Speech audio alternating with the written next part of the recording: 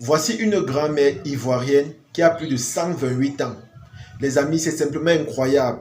En tout cas, dans ce reportage, elle nous dit comment elle fait pour vivre aussi longtemps, ce que Dieu a fait dans sa vie pour qu'elle soit debout jusqu'aujourd'hui. Parce qu'il faut le dire, elle est née depuis 1800 et aujourd'hui, nous sommes dans les années 2025. En tout cas, regardez la vidéo et on se revoit tout à l'heure. Notre dossier de ce 20h qui nous mène dans le département de Yakassé à Tobrou où vit une femme qui défie le temps depuis des siècles. Son nom, Ya Joséphine. Elle est âgée de 128 ans.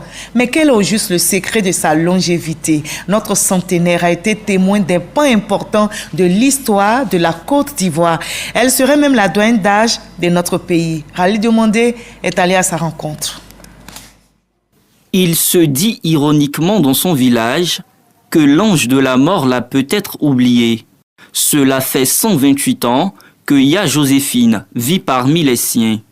Probablement la doyenne de la Côte d'Ivoire. Et ce ne sont pas que des paroles en l'air.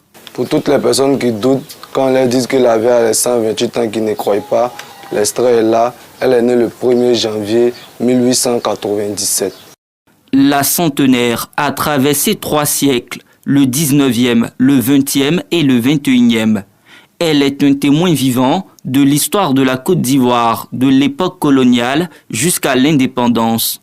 Dans son village Abradine 1, département de Yakassé à Tobrou, enfants et arrière-petits-enfants viennent régulièrement s'abreuver auprès de la doyenne.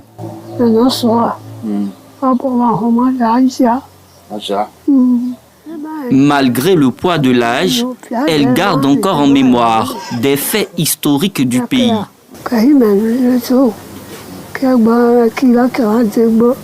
Avant que la Côte d'Ivoire n'accède à l'indépendance en 1960, les colons nous faisaient célébrer la fête du 14 juillet, qui est la fête nationale en France. Mon oncle étant chef de canton, il m'emmenait commémorer cette fête avec les colons. À Abradine 1, Ya Joséphine constitue une bibliothèque, une véritable source de sagesse pour les villageois. Grâce à notre mémé, franchement, nous avons appris beaucoup de choses de l'histoire de la Côte d'Ivoire et nous continuons d'apprendre parce qu'elle est encore vivante. On vient toujours vers elle pour prendre des informations. On vient prendre conseil auprès d'elle pour les litiges de forêt, par exemple. Elle est là parce que c'est la seule personne qui est la plus âgée du village. Chaque fois, la chefferie se réfère à elle.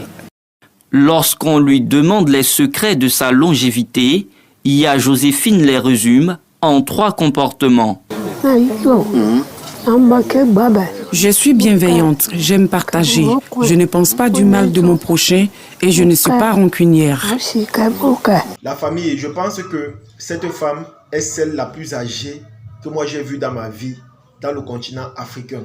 Parce que du côté de l'Occident, je n'ai pas encore vu un reportage où on nous montre une maman aussi âgée. Mais ici en Afrique, c'est la toute première fois pour moi de voir une femme autant âgée. Ici, on parle de 128 ans. Ça signifie que c'est une maman qui a vécu toute l'histoire de la Côte d'Ivoire et même de l'Afrique, si on peut le dire ainsi. Parce qu'il paraît qu'elle est née depuis les années 1800. Et aujourd'hui, nous sommes en 2025. Imaginez un peu tout son parcours, tout ce qu'elle a vécu, tout ce qu'elle a traversé et tout ce qu'elle a vu. C'est simplement incroyable et je dirais même que c'est une grâce. Mais moi, à travers ce reportage, ce qui m'a captivé, c'est ce qui fait en sorte qu'elle vive si longtemps jusqu'à ce qu'aujourd'hui, elle a encore la force de s'exprimer et de parler. Comme elle a dit dans son reportage, c'est quelqu'un de vrai, de juste, d'honnête et de sincère.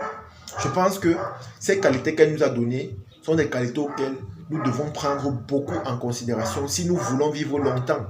Je vous assure les amis, si nous voulons vivre longtemps, essayons d'avoir ces qualités qu'elle a dit dans sa vidéo, c'est-à-dire être quelqu'un d'honnête, de juste et de correct. Vous savez, il y a des gens ici là tout le temps qui prient, qui demandent longue vie à Dieu, qui demandent les grâces, qui demandent les opportunités, mais intérieurement, on connaît comment ils sont. On connaît comment, c'est-à-dire leur cœur se manifeste. On sait que parmi eux, ils sont nombreux qui sont remplis d'amertume, de méchanceté et d'égoïsme.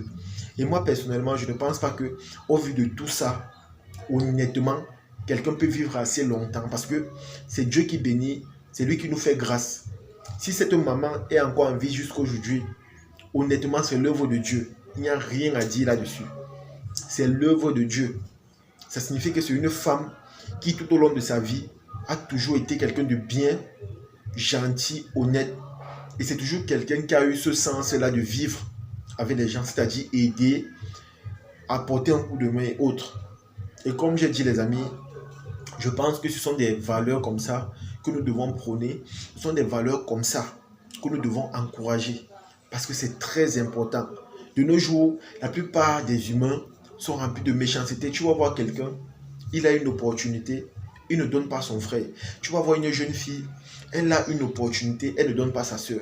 Tu vas voir une jeune fille, au lieu d'être fière que sa copine se marie, au contraire, elle est jalouse et c'est comme ça qu'elle commence à manigancer des plans pour nuire à sa copine.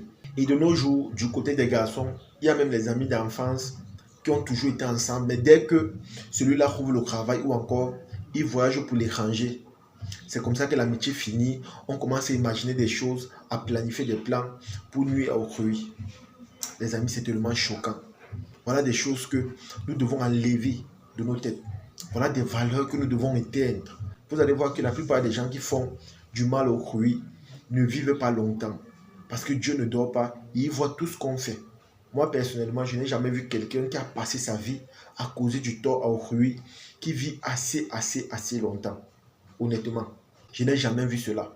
Donc, à travers ce beau témoignage, et c'est que la maman a dit, prenons beaucoup en considération ses propos.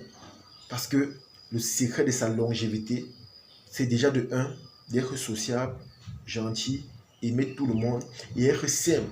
Ne pas avoir de l'amertume ou encore de la méchanceté dans son cœur vis-à-vis d'autrui ou encore de son prochain. Il faut toujours être juste, honnête envers l'autre. C'est un peu ça les amis. Et honnêtement, ça ne m'étonne pas que ça vienne de la Côte d'Ivoire parce que ces gens sont exceptionnels.